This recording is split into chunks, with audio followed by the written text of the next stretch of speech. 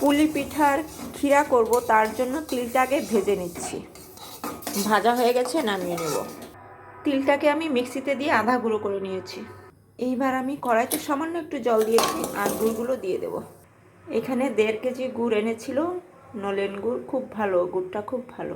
গুড়টা গলে গেছে, এবার তিলগুলো দিয়ে দিচ্ছি, একটু নারকেল কুড়ো দিয়ে দিচ্ছি।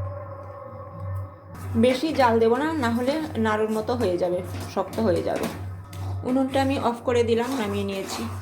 এই যে চালের গুঁড়ো, এখন আমি চেলে নেব। চেলে নিয়েছি। যেই কড়াইতে ক্ষীরা বানিয়েছিলাম এটার মধ্যে জল দিয়ে লবণ দিয়ে দিলাম। এই যে আমার ক্ষীরটা হয়ে গেছে। এইবার জলটা ফুটে গেছে, আমি গুঁড়িগুলো দিয়ে দেব।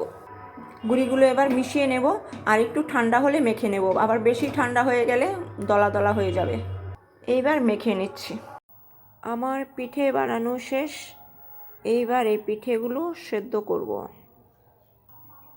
আমার পিঠেগুলো কেমন হয়েছে বলো তো? আমি সব একা একা সেই 7টা থেকে বসেছি, এখন রাত 10টা বাজে। একা একা সব বানিয়েছি। এই যে এবার বসিয়ে দিয়েছি কড়াইতে জল দিয়ে, থালার মধ্যে একটুখানি সর্ষের তেল মেখে নিয়েছি। একা একা বানিয়েছি তো, তাই একটা ছোট একটা বড় কোনো রকম বানিয়েছি। বানাতে অনেক সময় লাগে, কিন্তু সিদ্ধ হতে বেশি সময় লাগে না। সেদ্ধ হয়ে গেছে, পিঠেগুলো আমার সেদ্ধ হয়ে গেছে। এখন 10:30 বাজতে চললো। আমার পিঠেগুলো কেমন হয়েছে তোমরা কমেন্টস করে বলবে, ঠিক আছে? সবাই ভালো থেকো আর আমার ভিডিওগুলো দেখো।